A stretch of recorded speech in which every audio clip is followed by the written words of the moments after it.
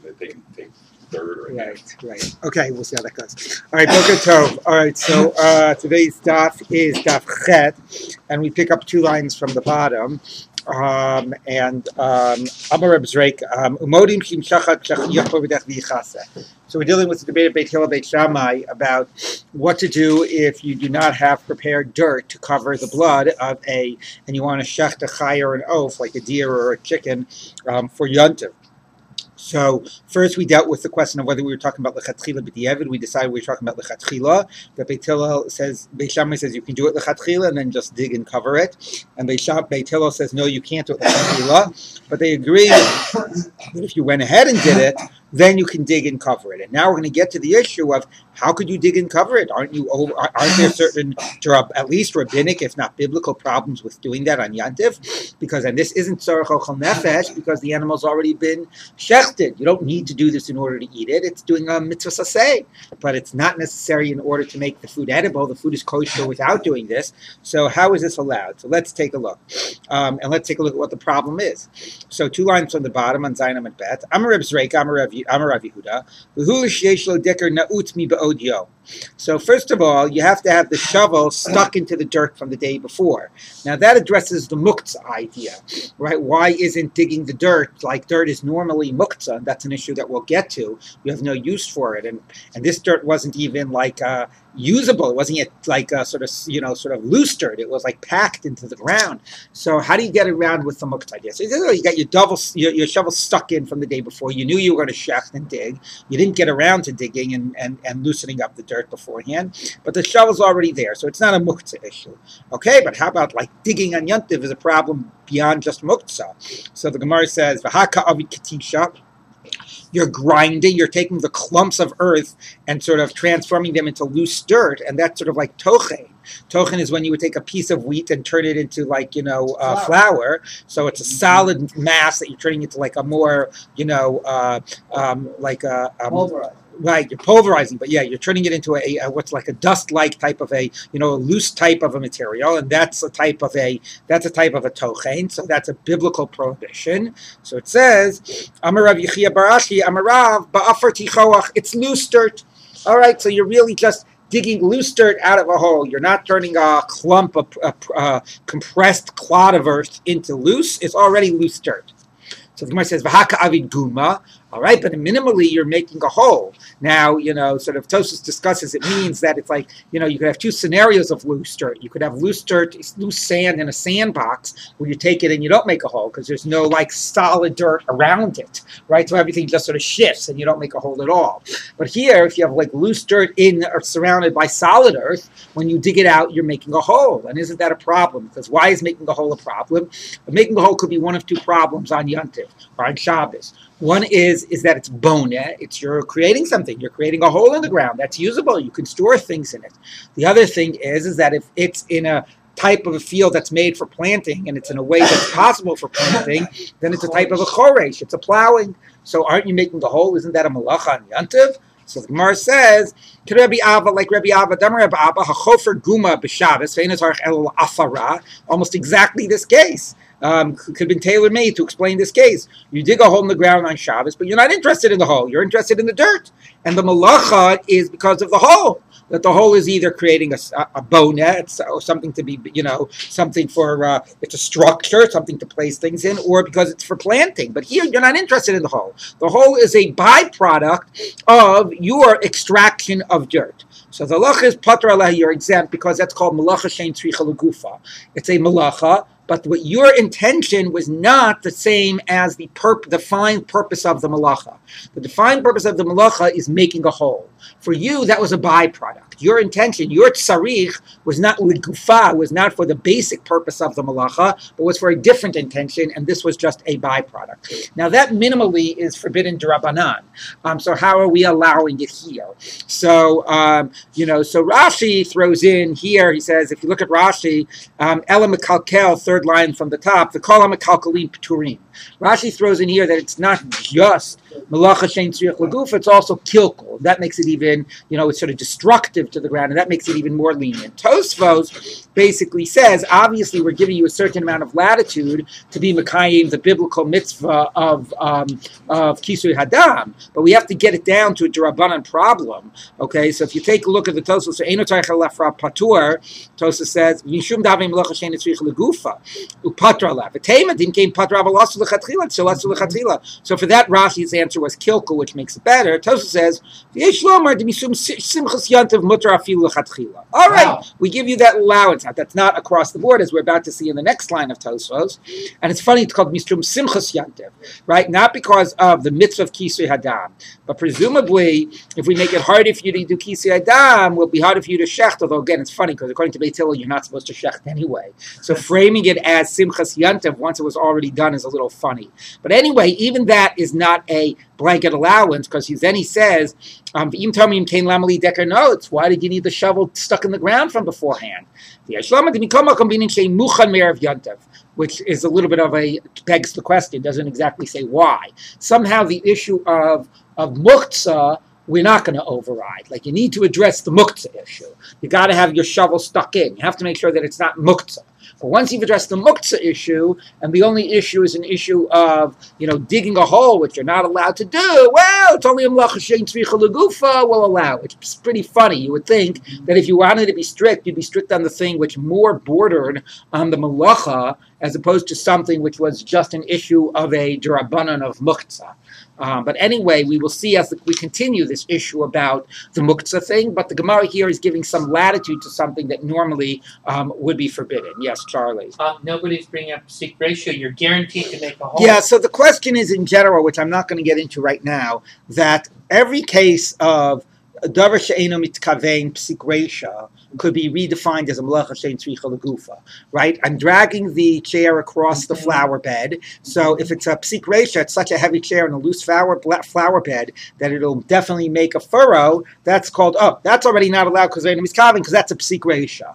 Okay, but why don't you just call the combination of eino mitkavein and psik reisha? I'm not trying to do it. I'm trying to do something else. It will definitely come out. That's a melacha shein tzricha legufa, right? So shouldn't that be the case? So actually, according to some, it is. According to the Bahag, they basically are the same. And the only problem of psik reisha is when it's nichale. You want the end result. But in the case of melacha shein tzricha legufa, which you're exempt for, is when you're not interested in the whole. Lo nichale. But if there's a nichale, then that does make it problematic. But you are correct that a normal eino mitkavein plus psik reisha seems to be the same as melacha shein tzricha legufa. There is an attempt to try to distinguish between those cases, but I'm not going to get into that right now. Yes. What also doesn't use the language of muktzah, use the language of muchad. In all these sugyot, have we seen a clear definition that muktzah is something that we have no other use for? No. All we've seen, by the way, it seems that, I haven't double-checked that, there are two terms going on, which I discussed earlier. One is muchan and eino mina muchan, and the other is muktzah. It seems that the idea of muchan and eino mina muchan is earlier, is from the Beit Hillel, Beit Shammai period, whereas muktzah, it seems to me, again, I'm not promising this, I could be wrong, but this is impressionistically, is later, like from the Talmidei Rabbi Akiva period. I could be wrong. They do describe two different approaches. Muktzah is the more lenient approach. Muktzah says basically everything is okay except those things that are specifically pushed away. You have to define the category of things that are off limits, only things that are muktzah. Muchan is the opposite. You have to define the category of everything that's okay, only things that are muchan or theoretically are muchan, but still you have to make it okay rather than make it not okay. So anyway, the language here is much more of a language of muchan, which roughly correlates to the muktzah issue, but not exactly. Yes. One more. If I stick the shovel in the ground before Shabbos, I've already started making the hole. Yeah. And therefore, I'm not doing an entire... It doesn't matter. What, if I start writing a sentence in my book, I can finish writing my book on Shabbos? The perforated toilet paper issue. That's a different issue. What happens to everything in between, that which is prepared and that which is... Right, so that's the issue. Yeah. So if you... halacha we paskin really muktzah more than this idea of muchan. But even if you do this idea of muchan, you don't need to actively go around your house and start designating. We sort of get a lot of stuff in by things that were you to have stopped and thought about it, or things under normal circumstances you would want to use, that is called muchan as well. But even so, they're still, by demanding muchan, you're allowing fewer things than by identifying muktzah. Okay? Let's take a look now as the Gemara continues. So. What's bothering this thing? Okay, so it says like this. So if you can go ahead and dig, because the ashes from an oven are prepared. So what's that because, right? We just talked about digging a hole. So the Gemara says, ashes of an oven, who mentioned it? Because the ashes of an oven. So Amar Rabba Hachikama, this is what it means. Ve'efer kira muchan, who doesn't mean she'efer. It means, and you should also be aware that if you don't want to dig the hole and you have ashes of your oven, you can use the ashes of your oven. That's considered, again, here's the phrase of muchanu. It's not enomina muchan, it is muchan. So muchan here has that technical sense, meaning, not muktzah, able to be used on Shabbos and Yom Tov. Okay, she'efer kira muchan. So therefore that could also be used for your covering. Now, by the way, there's a Tosfos has a problem because he says this is part of the thing that Beis Shammai agrees on, and he quotes the Gemara in Chulin that it sounds like Beis Shammai says you can't use ashes to do kisoi hadam. So that's a little bit of a problem. Whoops. So okay, they're not muktzah, but you're not allowed. So he tries to distinguish between different types of ashes. We're not going to go into that. I just wanted to note that for the record. Okay, so now the Gemara is going to say like this. So this is getting to, again, the muchan or the muktzah issue, not the digging issue in terms of covering the blood. So Amar Rav Yudah Amar Rav, Lo shanu ela shehusak me'erev Yom Tov.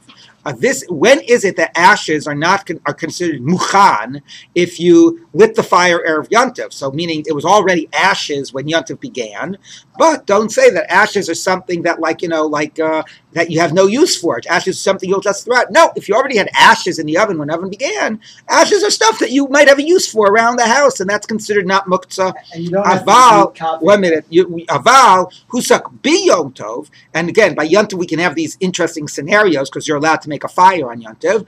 If it was burnt on Yom Tov and the ashes were created on Yom Tov, asur, then it's forbidden because that already, even though you tend to have uses for ashes, but the ashes is something new. When Yom Tov began, it was wood, and now you have ashes, and it's sort of like the egg that was laid and so on, which is even if you knew you were going to use the firewood and you knew it was going to become ashes, it didn't yet exist yet to be considered muchan, and therefore these newly created ashes is not something that you could use.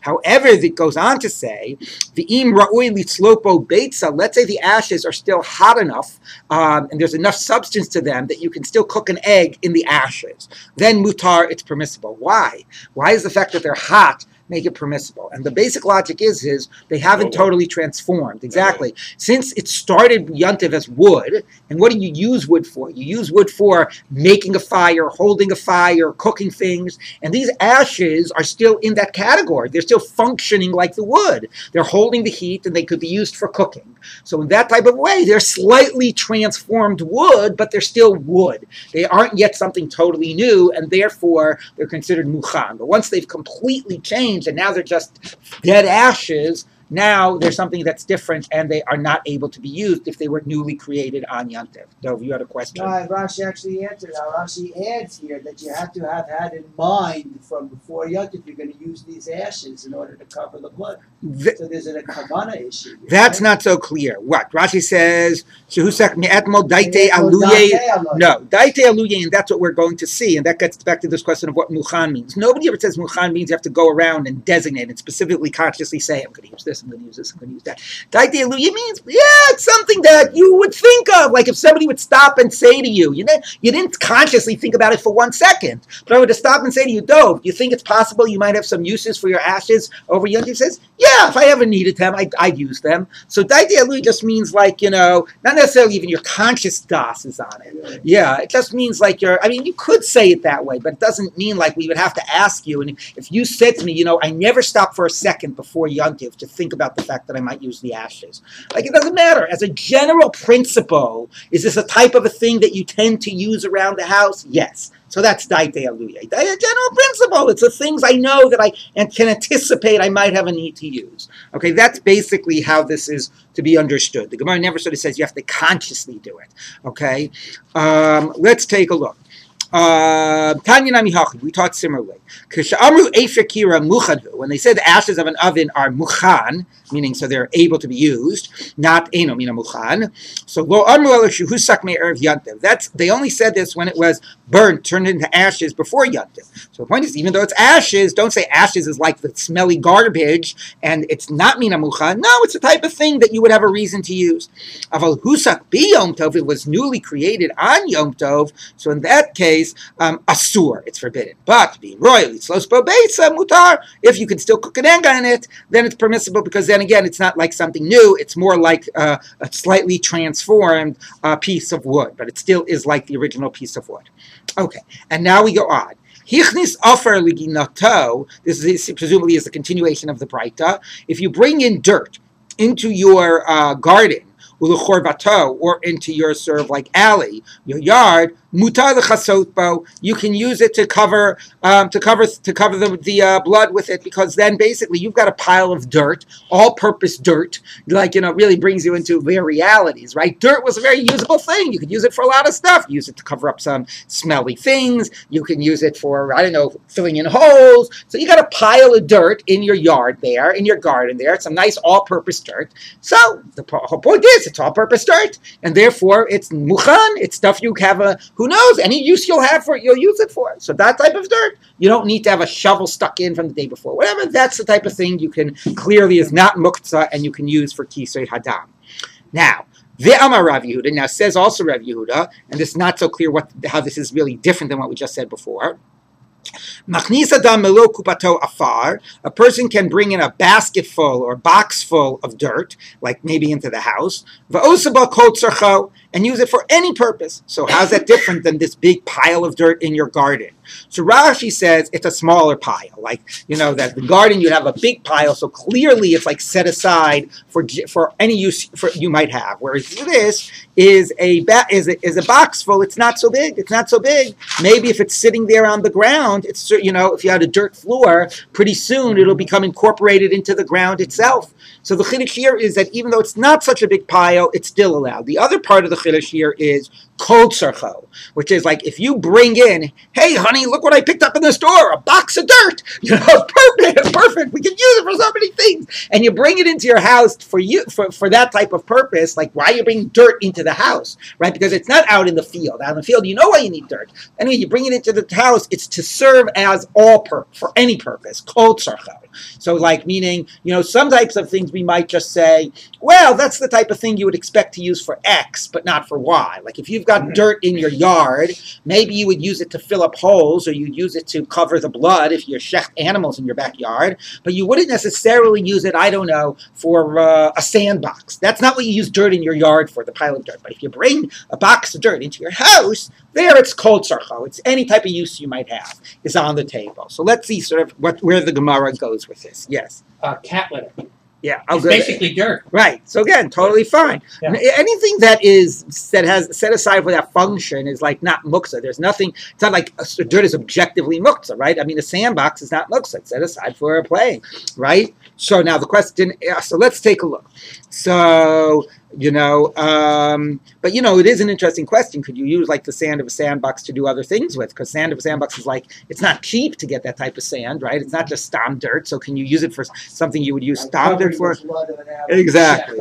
Right, exactly. So, all right. So the Gemara says, so that's part of the chiddush of kol tzarcho. This dirt in the house is considered to be usable for anything. So, okay, let's take a look. Darish Mar Zutra, Mishmei de Mar Zutra Rabba. So Mar Zutra taught in the name of Mar Zutra the elder. V'hu sheyichid lo karen zavis. That's only if it has its own corner. Because if it doesn't have its own corner and it's a small amount of dirt inside the house, pretty soon it's going to get spread on the ground and incorporated into the ground. So in order to sort of see it as something distinct from the ground and something there for general use, it has to have like, you know, this is where the pile of dirt it lives. It's in this corner right over here. Okay, Mesri. Now I'm going to ask you on this, that there's this idea that you could have something that's really completely not muktzah, able to be used for anything. koi, if you have a koi, the famous koi, which is this animal which was indeterminate whether it was in the chaya category or the behema category, the domesticated or the non-domesticated. Why does it matter? Well, there's two ways in which halachically in which a chaya is different than a behema. Number one is you have to cover the blood of a chaya, and number two is that you are allowed to eat the fat of a chaya. You can't eat the chaylev of a behema because that chaylev would normally go al hamizbeach, but you can eat the chaylev of a chaya. So if this thing is a chaya, you have to cover the blood, but you can eat the fat. And if it's a behema, the reverse is true. Now, can you shecht it on Yontiv? Because you would have to cover the blood, but you might not be chayiv in covering the blood. So would we be allowed to give you that latitude that we gave normally somebody to cover the blood, in this case when it's only doubtful? Now remember, according to Beit Hillel, you're not allowed to shecht even a chaya on Yontiv unless you have the dirt ready. So we'll have to figure out what the scenario is, why this might be different. Because if the dirt is ready, why should it be a problem? So let's take a look. Yeah. So, koi, I mean, they must do it. You go to like Empire or whatever. Yeah, you got to do it. Okay, koi, ein shochtino so be yomtov. Don't shecht it on yomtov, because then you'll put yourself in this situation of not being sure whether you have to cover the blood. V'im shachto, if you did shecht it, ein mechasin damo, but we won't let you cover the blood, because presumably covering the blood will involve some type of a violation, a minor violation, which will allow for a case of a vadai, but we won't allow for a case of a suffix. That seems to be the point.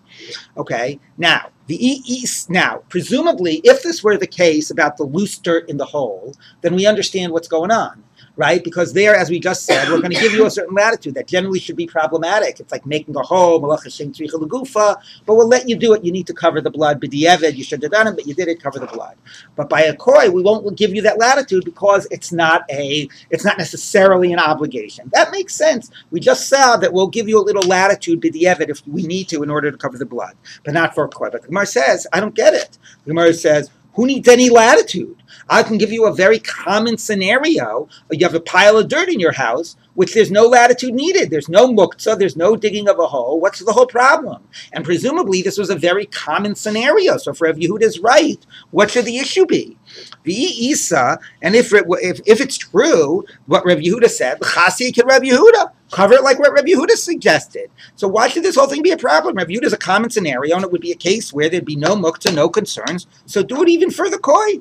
So the Gemara says, and according to you, that you don't like Rabbi Yehuda's idea that this dirt could be usable for anything. Nevertheless, there are still other options with a koi.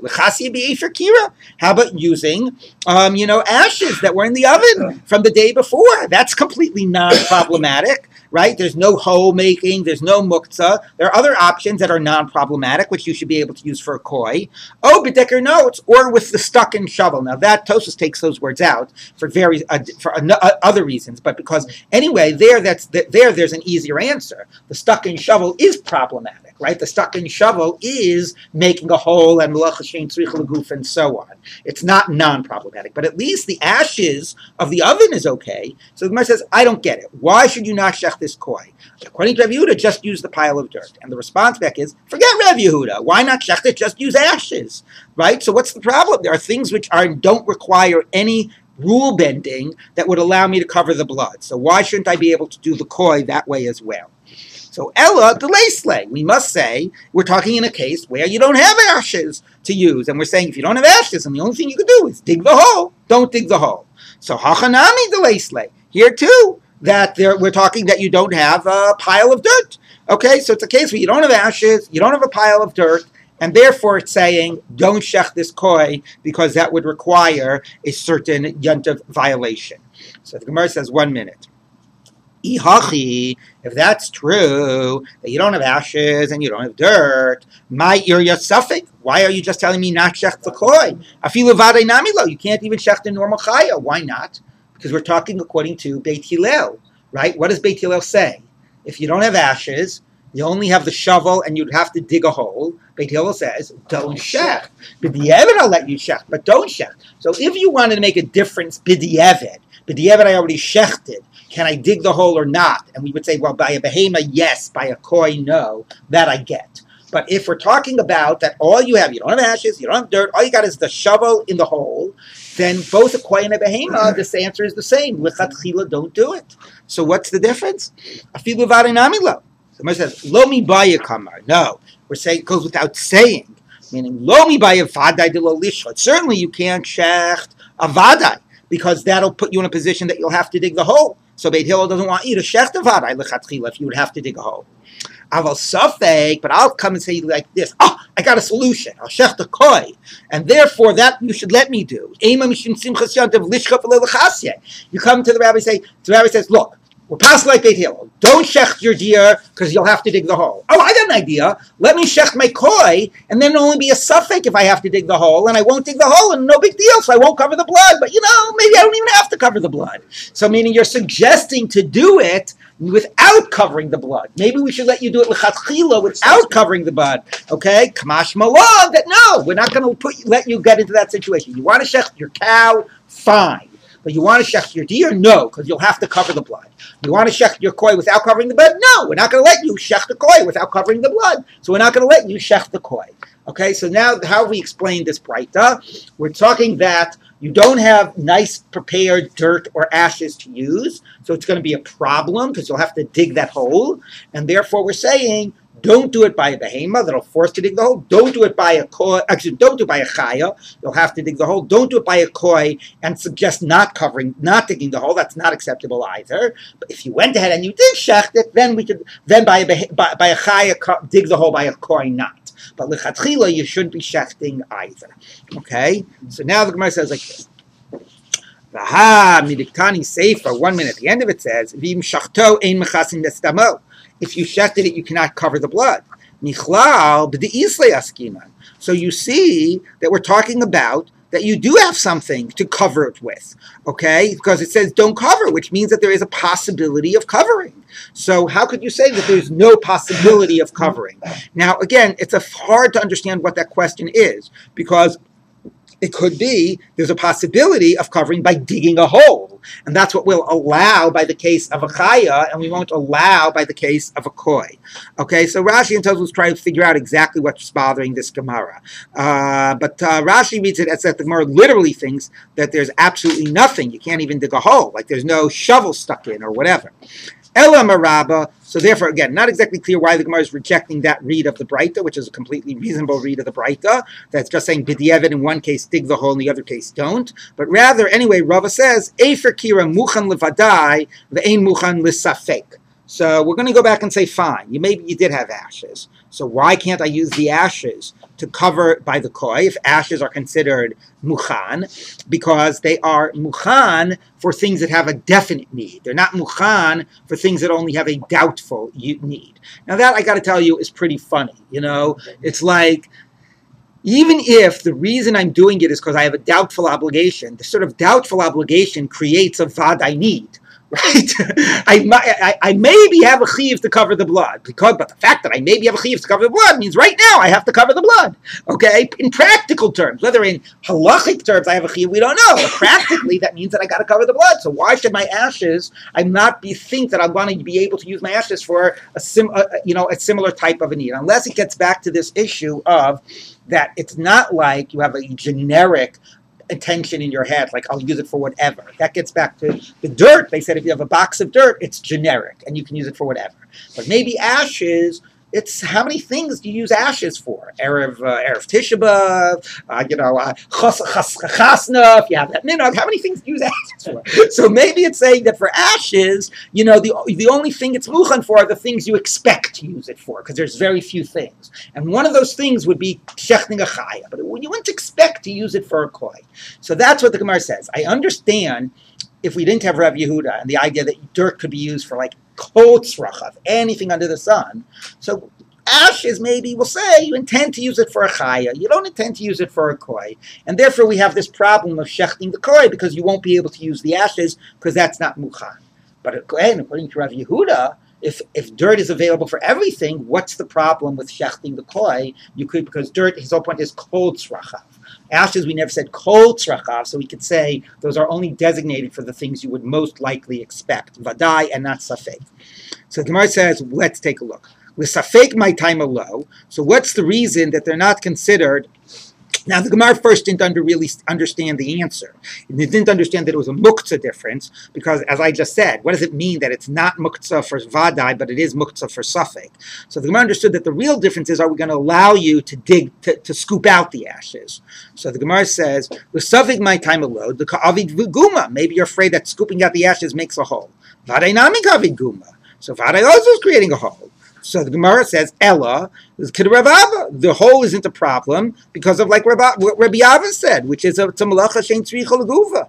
Hachanami l'chadrav. So he say the same thing here. Again, it's quite strange Gemara, because what do the ashes have to do with making a hole? And we just got through saying anyway it was a muchan idea, not a whole idea.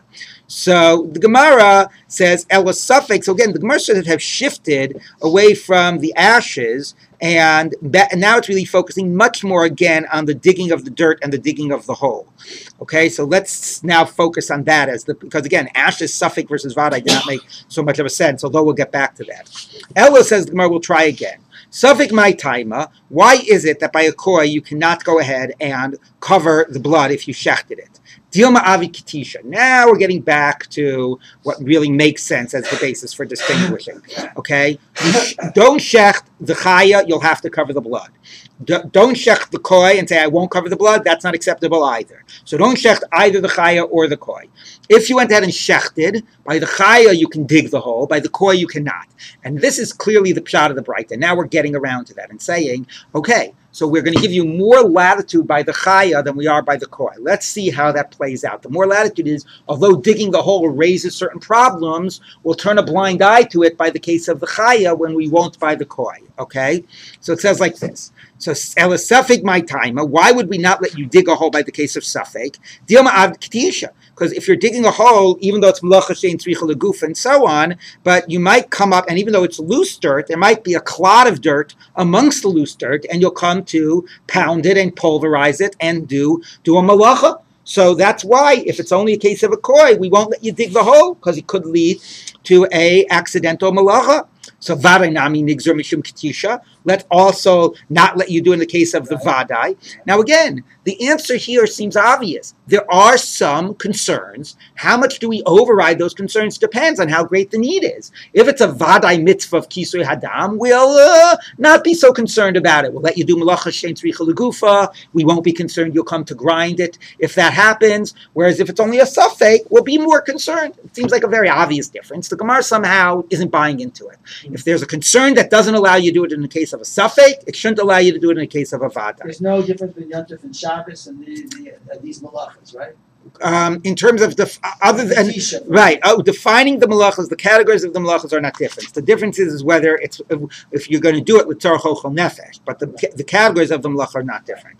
So the Gemara says, so no vadai kikavit kitisha. Here's the difference. Not because we won't be concerned because we more want to ensure you do the mitzvah. No, that even if you went ahead and did the grinding, you really wouldn't violate because you're doing a positive mitzvah of covering the blood, and that overrides the negative prohibition of yontif. So here's a new idea: not just malacha shein tzricha legufa. Maybe you could really, in principle, not we're going to allow it, but in principle, violate yontif in order to do kisui hadam, because an essay of kisui hadam, the positive mitzvah, overrides the negative prohibition of yontif. So the Gemara quickly rejects that. 1 minute, says the Gemara. Aim or damrinan. When do I say that a positive mitzvah overrides a negative mitzvah? Kigon mila b'tzarat. Interestingly, we just had tzarat in the Kriyas Torah. Like you have, somebody has a sign of tzarat on his foreskin. So therefore, there's a negative prohibition, hishamer b'nega hatzarat, of removing from your body the signs of leprosy, cutting them away. But there's a positive mitzvah of milah. The very act of cutting of the foreskin does both. It does the mitzvah of milah, and it removes the tzarat. So then the essay overrides the lo taseh, because the one act that fulfills the assay is the same act that is violating the lo taseh. That's when it's allowed. Inami, or here's another example, sadim b'tzitzis, linen in your tzitzis. Right, the blue strand of tzitzis had to be wool, and therefore, if you were wearing let's say, a linen garment, so putting on that blue strand makes shatnez, makes kilayim. But the exact same act of wearing kilayim is the act of wearing tzitzis. and therefore they're coming at the exact same time. That's when the essay overrides the lo taseh. To be idna to come aker lav, when the lav is being uprooted, not violated, because it's allowed to be done, it's being uprooted, mukim laseh, that's the moment you're fulfilling the assay. But hacha, in this case, the idna to come aker lav, when you're violating the lav, like you're grinding the what's it called, the clod of earth into more granular, lo mukimaseh, you're not fulfilling the assay. First you turn it into dirt, loose dirt, and then you cover the blood. So the Gemara is saying, back to the question, why will we allow you in a case of a vadai to dig the hole and not a safek? So you say, well, there's problems digging the hole. You might come to grind. So that could be a problem in the case of a vadai too. We should be concerned about that. Well, even if you did grind, you wouldn't violate. Essay dochalot say, no, you would violate, because the violation comes before the fulfillment of the mitzvah of covering the blood. Okay? So the Gemara says, no. There could be a case where they come at the same time. Halo kasha. That's not difficult. You could say that it wouldn't be a violation. Why? The bahadi de katish kamichasi.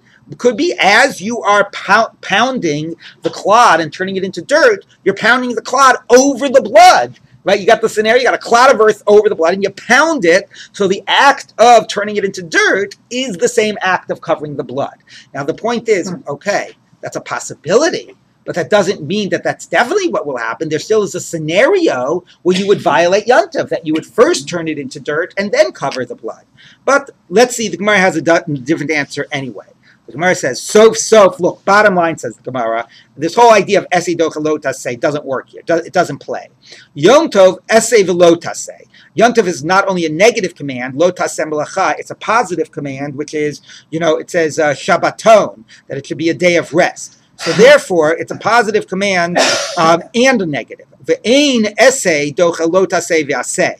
The positive mitzvah of covering the blood doesn't override the negative and positive of Yom Tov. So that's not an answer anyway. There's a problem. Even if you manage to do it all at the same time, you cannot violate in order to cover the blood. So if there's a concern that we won't let you dig the hole by the case of the koi and the suffix that could lead to violation, it should be an equal concern by the case of the vadai. So we're back to our problem. We got the idea that we could have a box of dirt, which you could use for anything. Ashes, maybe you could use for most things. Okay, but if you don't have the dirt and you don't have the ashes and you only have the option of digging the hole, so by a chaya and by a koi, don't do it, because we don't want you to dig the hole. If you went ahead and did it, dig the hole by the chaya, not by the koi. The Gemara says, what's the difference? If the difference is a concern that you'll come to violate, we should apply that to the chaya as well. Okay, so let's see where the Gemara says. So Elam Rava Kira. Forget about digging the hole. Again, it was such a good explanation, just because, yes, in one case we'll be more concerned than in the other, because one case there's a greater need in order to do a vadai mitzvah. But the Gemara rejects that whole explanation, and we get back to the following. Kira daito levadai ve'ein da'ato l'safek.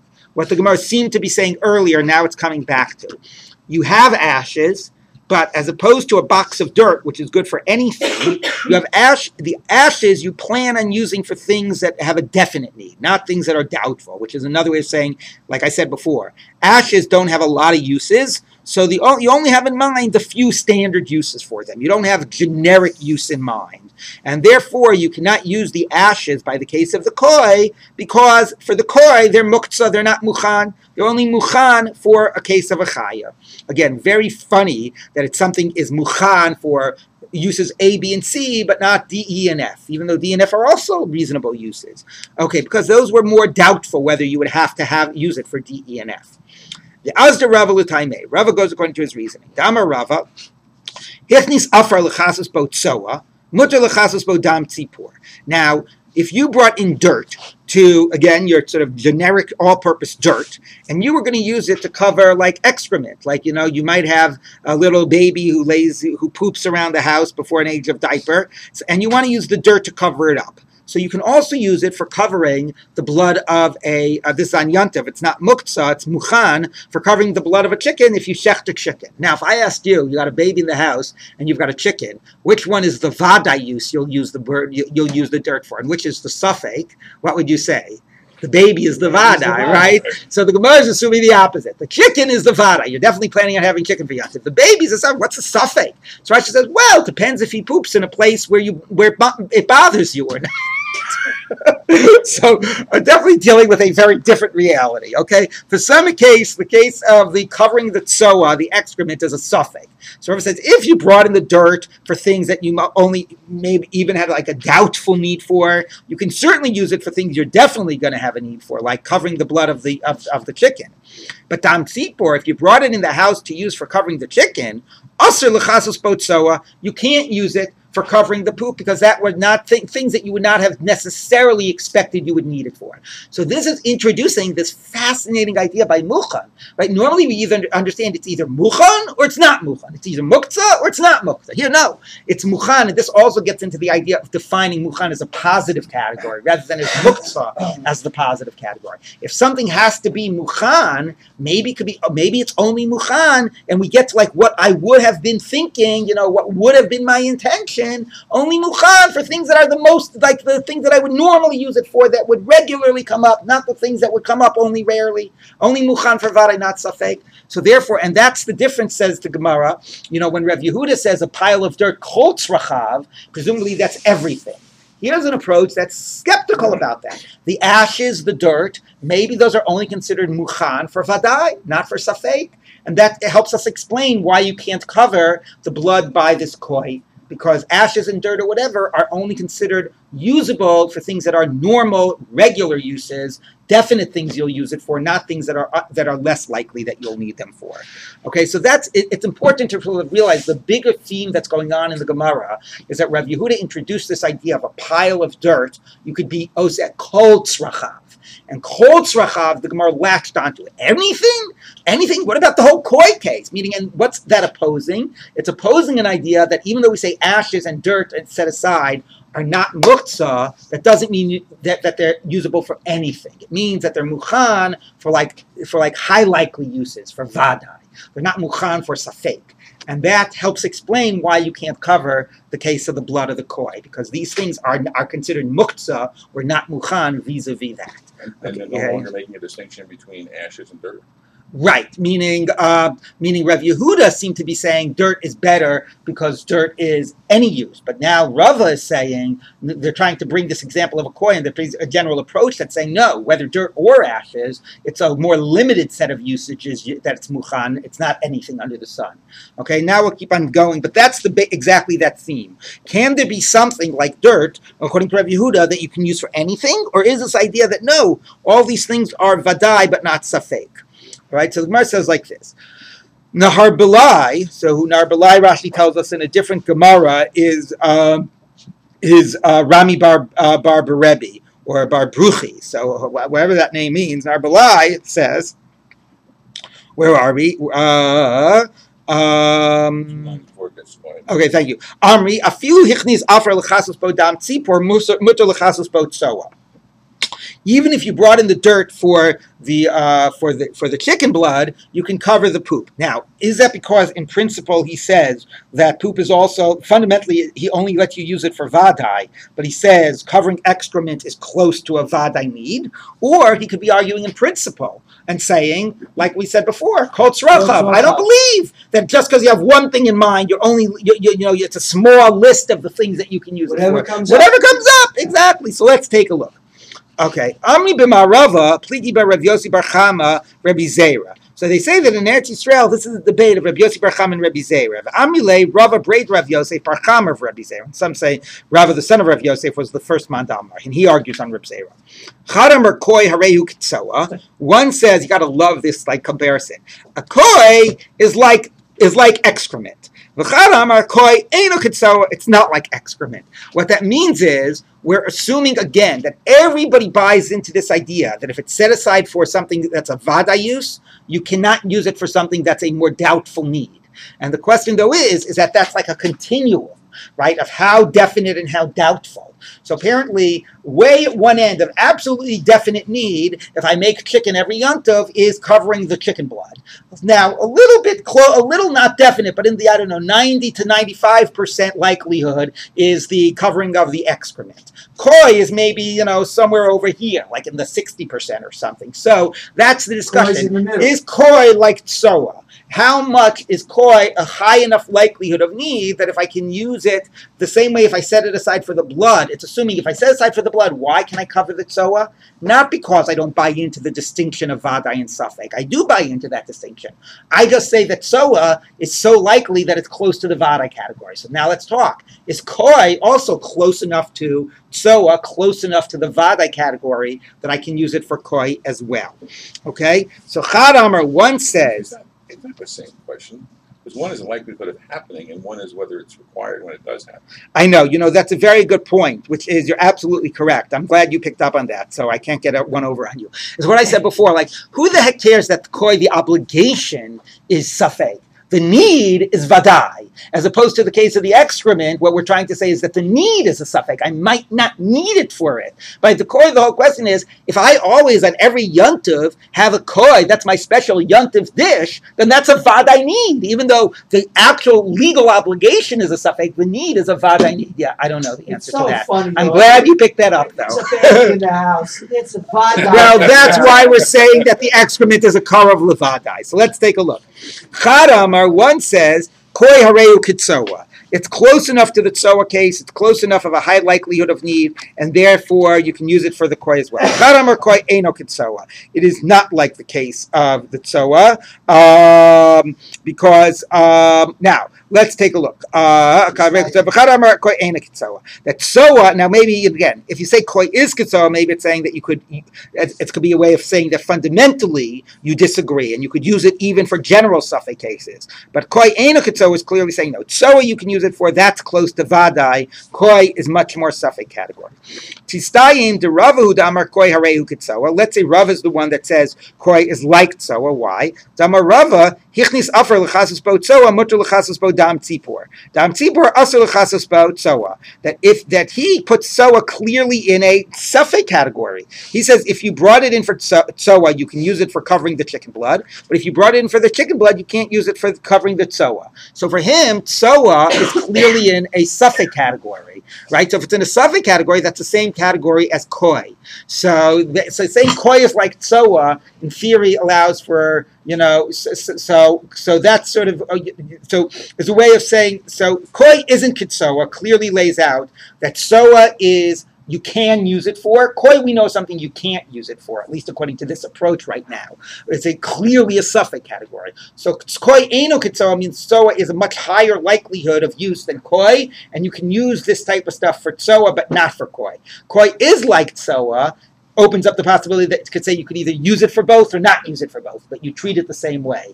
And the Gemara is saying Rava is the one that would say, if he says you can't use it for tsoa, so obviously tsoa is, you can't use it for koi, they're in that same category of suffix and not able to be used We for. moved away from the concept of all-purpose dirt. That's what the Gemara is saying. That was Rabbi Yehuda about the box of dirt. And this is Rava. This is exactly what is the debate that's going on here. Right? The Gemara pushed against Rabbi Yehuda because it knows there's other approach that dirt and ashes and whatever can only be used for like vadai and not suffix. Okay? That was Rav Yehuda, not Rabbi. Right, Rav Yehuda. Right. Okay, so now the Gemara says like not this. Any vadai, a specific purpose. Not because there can be multiple vadais. Right, exactly. The vadai of koi, as we said, is a different type. The suffix of koi is different than what we're really talking about, which is the vadai need for it, or not the vadai need But for it. they're going beyond the vadai need. They're saying it has to be designated for a particular vadai. No, when it says, you mean in terms of like the tsoa? No, because that's the question, that maybe tsoa is not considered a definite need. It's a high likely need, but not a definite need. I know, for us it's pretty funny, because we would consider tsoa to be a definite. Okay, Rami Breder of Yeva Amar. Okay, so now we have basically one explanation of why not to cover. So back to this issue. B'diavad you shechted. You can cover the blood of a chaya, not of a behema. Why? Not of a koi. The simplest answer is because digging the hole raises problems, which we'll ignore by a case of a chaya. We won't ignore by a case of a chaya, but it's not unproblematic. The Gemara, for some reason, rejects that and says no. The reason here is that you've got dirt or you've got ashes. It's only a muktzah problem, a muchan problem. But this interesting idea, not like Rav Yehuda, that something could be muchan for certain issues and for certain usages and not for others. Muchan for vadai, not for suffix. And then we have to decide what's considered close enough to vadai, what's way over there in suffix. But anyway, that's the problem. And therefore, it could be muchan to cover chaya blood and not muchan to cover koi blood. That's explanation number 2. Now we're going to do explanation number 3. Rav Yeva Amar Koi haina taima de lo mechasim. Here's the reason you don't cover the blood of a koi on yantiv. Has nothing to do with digging a hole. Has nothing to do with muktzah. You could have loose dirt. We could paskin like Rabbi Yehuda that you could use that loose dirt for anything. There would be no problem covering the blood. No muktzah, no nothing. But you still don't cover the blood on yantiv. Why not? Zera mishum hataras chelbo. People say, oh, you're covering the blood of that animal. That must mean that it's a chaya. That must mean that we can eat the chaylev. Now, koi has the worst of both worlds. It might be a chaya, so you have to cover the blood. It might be a behema, so you can't eat the chaylev.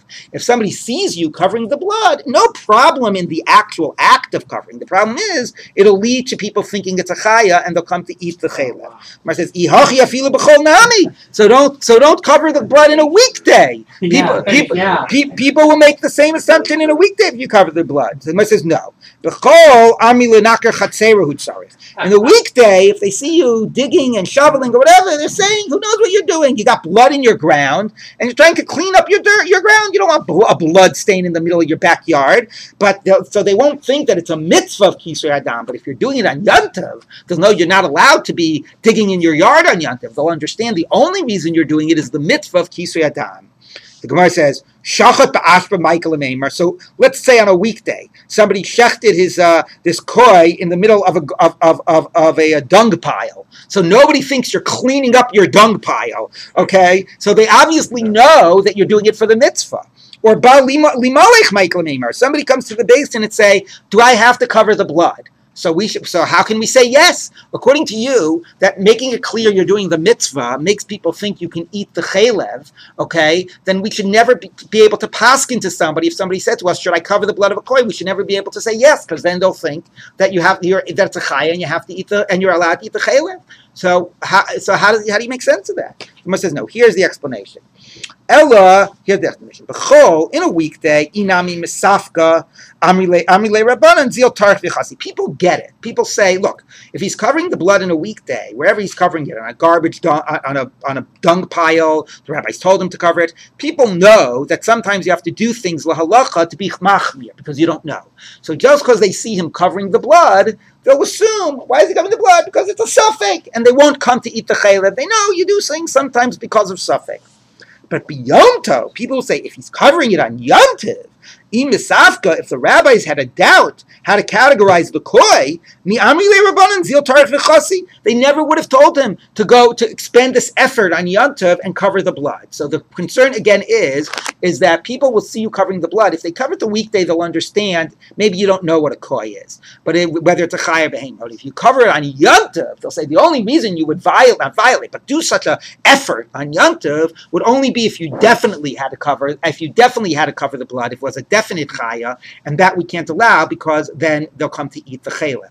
Now, of course, once you say that, you wonder why we had to frame it as this question about what people will misinterpret, because you were already reflecting a reality that people will see you covering it and saying, you shouldn't be doing that on Yantav. So why shouldn't you be doing that on Yantav? We just got through saying it's not a muktzah problem, it's not a digging a hole problem. So the key word here was the word zil tarach, tircha, because you're expending effort. So why didn't the Gemara just say that was the difference? We don't want you to be, you do the tircha for the vadai mitzvah of the chaya, and you don't do the tircha for the suffix mitzvah of the koi, right? So it could have given that difference with just a tircha difference. But apparently no, that would not have led to us distinguishing between the cases. But people will interpret that. And therefore people will say if you're covering it, it was a vadai, because otherwise you wouldn't have done such a tircha. And that's why we won't let you do it, so it's not misinterpreted. Okay, let's just finish this up. Tani Rebbe Zera, lo koi bavad amru. Not only can you not cover up the blood of a koi, even if you have the blood of a chay and an oaf, which again you shouldn't be shechting according to Beit Hillel, but okay, you went ahead and did it, and you also have a little blood of a behema mixed up, you shouldn't cover it b'yom tov, because presumably you'll be doing a little extra effort for the blood of the behema. So Amar Rebbe Yossi bar Yasinaya. Lo shanu, when is this that you can't be doing it because of the extra effort related to the behema? That you can't do it with one shovel, meaning you need to shovel more, and therefore there's a concern that you'll be doing extra shoveling to cover some of the blood that doesn't need covering. If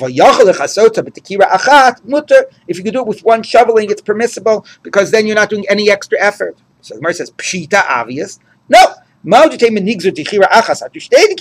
I won't allow the case of one shovel because then we'll come to allow the case when you need to do extra shoveling, which we won't let you do because that's blood of a behema. Kamash Malon, that we are not concerned with that. So I got to point out, the last thing the Gemara left with was a concern of extra effort. Right? What's the whole problem of covering the blood of a behema? If you've got the loose dirt and you've got whatever, presumably we're back to the tircha issue. So that really could have been the difference with the coin, not just how people interpret it. It could be the reality. We don't want to allow that tircha for a suffix. We only want to allow it for a vada. So at the end of the day, we have like three explanations why not the koi. One is, which the Gemara rejected, which to me is the best explanation, which is digging the hole is problematic. We're only going to allow it for a behema, not for a chaya, not for a koi, for a vada, not a suffix. The other is a muktzah problem. There could be things like dirt and afer, which is not muktzah, which is muchan for things that are in a vada category, not a suffix category. So why a koi is in a suffix if it's a vada I need is a question. And then the third explanation is it's a tircha that is more problematic in the case of a suffix, and even if that would make us make a distinction, people will interpret it that way, and therefore it'll lead to allowing the chaylev and other types of related problems. Okay, and with that we are done for today.